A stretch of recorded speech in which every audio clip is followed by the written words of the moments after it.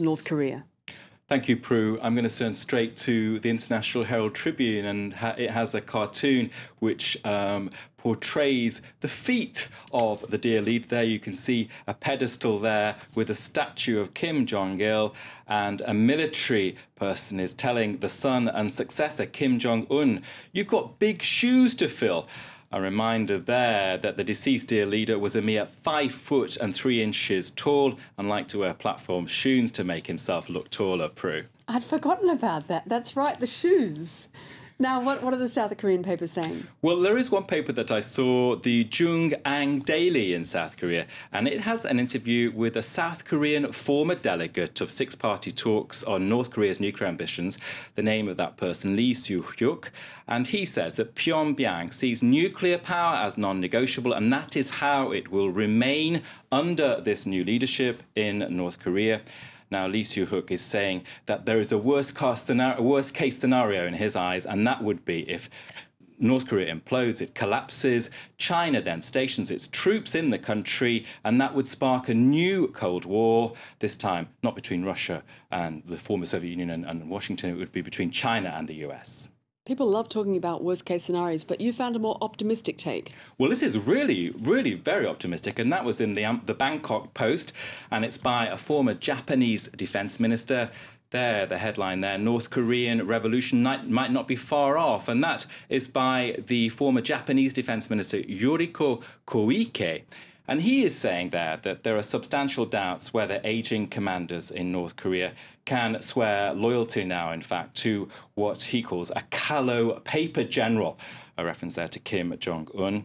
Now, Koike is saying that history in the region, in Japan and China, is suggesting a clean transfer from father to son is the exception and not the rule.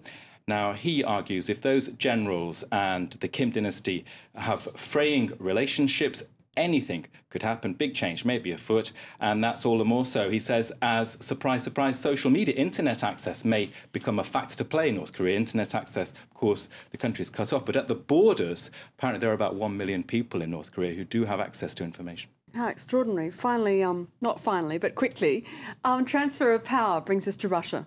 Another delicate transfer of power, this time concerning our man Vladimir Putin at the top in Russia, but perhaps not for long, according to radio talk show host Yulia Latinina, who writes in the Moscow Times that there's something really fundamental going on here, which is that Moscow is kowtowing to Washington on this. And she points to an example of August 2008. The Kremlin then wanted in the Georgia-Russia war to basically hang Georgian President Mikhail Saakashvili by his crown jewels.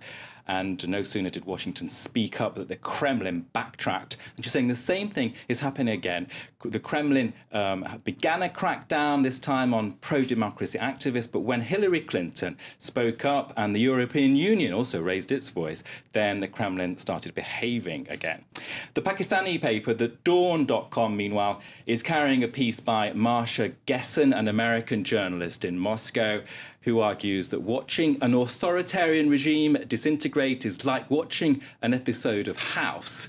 She says it's just, well, someone who was enjoying an active lifestyle at the beginning of the show is suddenly experiencing multiple organ failure 15 minutes later, with the doctors frantically trying to figure out why. Now, she's predicting the Putin power structure will come tumbling down and Dr. House will not be to the rescue. No, Hugh Laurie cannot be everywhere. But quickly, let's talk about Syria. Syria, quickly, there, the uprising continues. The problems about Syria continue. The Daily Telegraph in the UK says that there were tens of thousands of protesters confronting Arab League monitors in Homs, the central city. There you see the headline, "We are dying," a plea from a besieged city.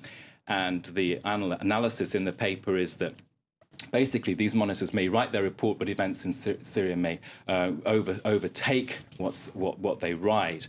And it says that now this situation in Homs, the events have basically been it could be a turning point. It could be the similar kind of thing where the Americans and Obama said to Mubarak, "We're not giving you support." Could this situation in Homs yesterday be that turning point for Syria? We'll see.